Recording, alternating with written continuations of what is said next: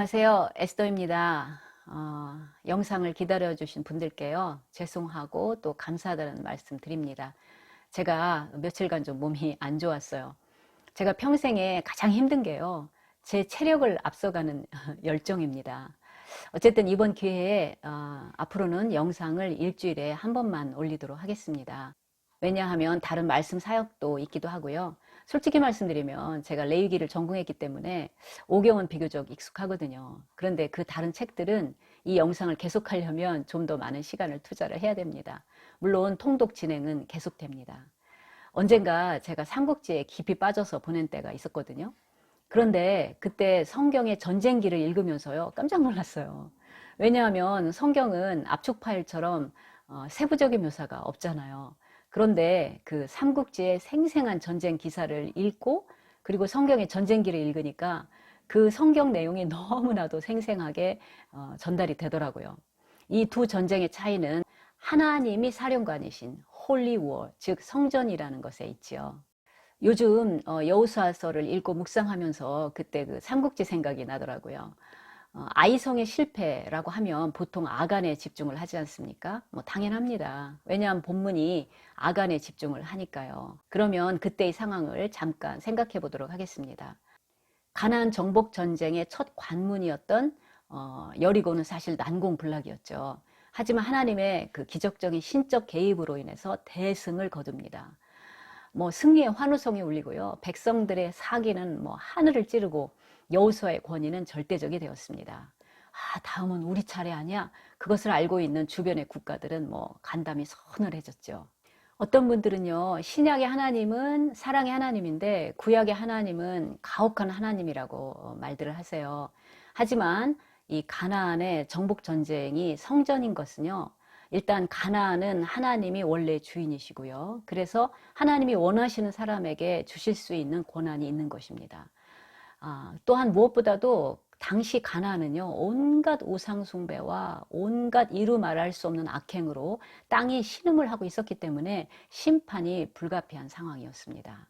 그런데요, 여기에서 아주 중요한 포인트가 있습니다. 여리고는 가나안 정복 전쟁의 첫 열매이기 때문에 하나님께 온전히 드려져야 했습니다. 즉 하나님께 바쳐진 그 유명한 헤렘이었다는 것이죠. 이것은 만물 곡식, 장자, 짐승의 첫 새끼가 하나님께 속한 것과 그 어떤 개념의 유사성이 있죠. 여리고의 헤렘이 드려지는 방식은요, 모든 물건들은 철저하게 다 불로 태워져야 됐습니다. 그리고 금, 은, 동으로 만든 기구들만 여호와의 곳간에 드리도록 여호수아가 정말 진지하게 명령을 내렸습니다. 그런데 아간이 이제 여리고성이 극적으로 무너지고 들어가서 살육을 하면서 모든 것을 불태우다 보니까요, 정말 불태우기 너무나도 아까운 외투를 본 거예요. 주석가들은 이 외투는 온통 금실로 수놓아져 있는, 어쩌면 아마도 여리고 왕의 망토가 아니었나 그런 짐작을 합니다. 이 탐욕에 그 유혹을 이기지 못한 아간은요, 훔치는 김에 은금도 훔쳐서 감추게 되지요. 그리고 시간이 지나서 범인을 색출하는 그런 제비 뽑기가 진행이 되지 않습니까? 시간이 상당히 걸리는 거죠. 뭐 지파가 나오고 가문이 나오고 가족이 나오고. 그런데도요, 그 회개할 수 있는 시간을 놓치고 가만히 있다가 결국에는 아간이 붙잡히게 됩니다. 그리고 자신과 자신의 모든 가족들이 어린 것들까지 다 포함해서 철저하게 잔인한 방법으로 멸절을 당하게 되죠. 뿐입니까? 백전백승을 약속받았음에도 불구하고 아이성의 전투에서 처절하게 패배를 하죠. 사실 가나안의 정복 전쟁과 승리는 하나님의 약속과 명령에 의해서 시작된 것이 아닙니까? 아이성의 실패를 보면서 주변 국가들은 뭐 신이 났을 것입니다. 하지만 여호수아와 백성들은 도통 이해할 수 없는 하나님인 거예요. 하지만 여호수아는 좌절해서 그냥 앉아있지 않고요. 하루 종일 엎드려 문제 해결을 애쓰다가 결국 아간의 범죄를 알게 됩니다. 하지만요, 아간 실패의 배경에는요, 여호수아와 지도자들의 방심이 있었습니다. 그들은 머리로는 성전이 무엇인지 알았지만 실제로는 성전이 무엇인지를 정확하게 알지를 못했습니다. 성전이란 사람이 아닌 하나님께서 사령관이 되시고 그래서 그 사령관의 지시를 세세하게 따르는 것이었죠. 그런데 여리고의 그 엄청난 승리가 마치 자신들의 능력에 의해서 된 것인 양 승리에 취해서 뭐 아이성 정도는 자신들의 힘으로 충분히 이길 수 있다고 착각을 한 것입니다. 그러니까 결국 아이성은요, 하나님을 배제해버린 성전이 아니었습니다. 아이성을 정탐한 사람들의 보고와 전략 제시는 뭐 인간의 논리로 보면 아무 문제가 없었어요. 아이성은 남녀를 다 합쳐봐야 12,000명 정도였으니 60만 정예 부대의 이스라엘 입장에서는 뭐 아이성은 정말 아무것도 아니었죠. 그런데요, 아이성은 여리고와 달리 해발 800m 이상에 위치한 천연의 요새였다고 합니다.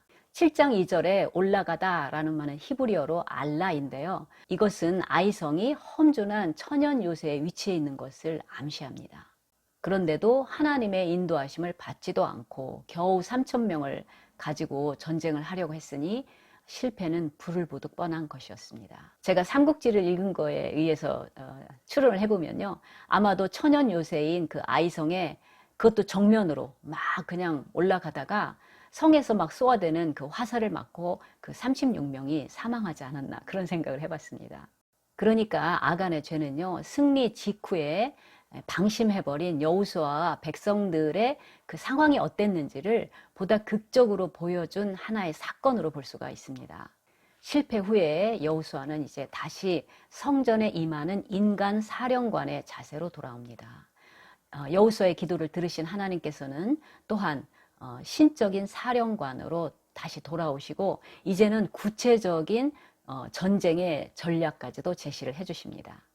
천연의 요새의 막강함을 체험한 여호수아는요, 이번에는 철두철미한 이중매복 그리고 속임수 전략을 구사하게 됩니다. 그러자 이번에는요, 승리의 도취에 있는 아이성 사람들이 제대로 걸려듭니다. 여리고를 완전히 멸절시켰다는 이스라엘을 이겼으니 아이성 사람들이 저것들 별거 아니네, 뭐 그렇지 않았겠습니까? 그러니까요, 뭐 하나님의 사람이든 그렇지 않든 어떤 큰 성공을 이룬 직후에는 참 마음을 조심해야 될 것 같습니다. 결국 여호수아는 이 전쟁에서 이제 대승을 거두지요. 제대로 된 성전이 무엇인가를 다시 한번 보여주고 체험하게 된 것입니다. 하나님께서는요, 이번부터는 아이성에서 뭐 온갖 노략물을 다 취할 것을 명령하십니다. 그러니까 아간이 조금만 기다렸으면 얼마나 좋았겠어요. 아간은 유다 지파거든요. 그러니까 가나안 땅에서도 제일 좋은 땅을 이미 분배를 받았어요. 그리고 이후에 이루어지는 백전백승의 전쟁에서 얼마나 다양한 탈취물들을 뭐 마음껏 누릴 수가 있었겠습니까? 여호수아가 이후에는 백전백승을 한 것을 보면요, 이 아이성의 실패를 가슴 깊이 새겼던 것으로 보입니다. 아이성 문제가 종료가 다 되고요. 이제 여호수아는 모세의 명령에 따라서 에발산과 그리심산에서 가나안에서의 첫 번째 의식을 거행하게 됩니다. 제가 이 본문을 읽으면서 그 레위 사람 제사장이 그 두 산 사이에서 율법을 낭송해야 되는데 왜 여호수아가 했지? 그렇게 한번 생각을 해봤는데요. 아마도 그 당시에 최고의 권위를 얻은 여호수아가 권위를 가지고 정말 우리가 하나님의 말씀을 더욱 조심하자, 그렇게 해서 낭송한 것이지 뭐 제사장이 어떤 영역을 침범한 것으로 보이지는 않습니다. 그런데 마지막으로 한 가지가 더 있습니다. 이렇게 정신을 차렸다고 하는 여호수아가요, 9장에 가면 기브온 사람들한테 또 속아 넘어갑니다. 그때도 하나님 앞에 묻지를 않았던 거예요. 자, 믿음으로 세례에서 상징된 예수님과 연합한 여러분과 저는요, 이제 예수님을 믿은 이후에는 삶의 모든 영역이 사실 성전이 아닙니까? 오늘 본문을 묵상하면서요, 저도 여호수아처럼 평생에 걸쳐서 실패하지 않아도 될 것들을 그분께 여쭤보지 않으므로 실패한 사람들이 참 많이 있었다, 그런 생각들을 해봤습니다. 하루의 삶을 살아가다 보면요, 어느 순간 하나님 앞에 묻지도 않고 그냥 제 맘대로 하는 경우가 너무나도 많은 거예요. 자, 이런 모습은 신앙의 연륜을 떠나서 참 우리가 반복해서 상기하고 계속적으로 우리를 훈련해야 되는 영역 같습니다. 또한 스스로 섰다는 자는 넘어질까 조심하라, 이 말씀을 생각하면서요, 어떤 성취를 이루었을 때 더 조심해야 되는 것들을 배우게 됩니다. 감사합니다.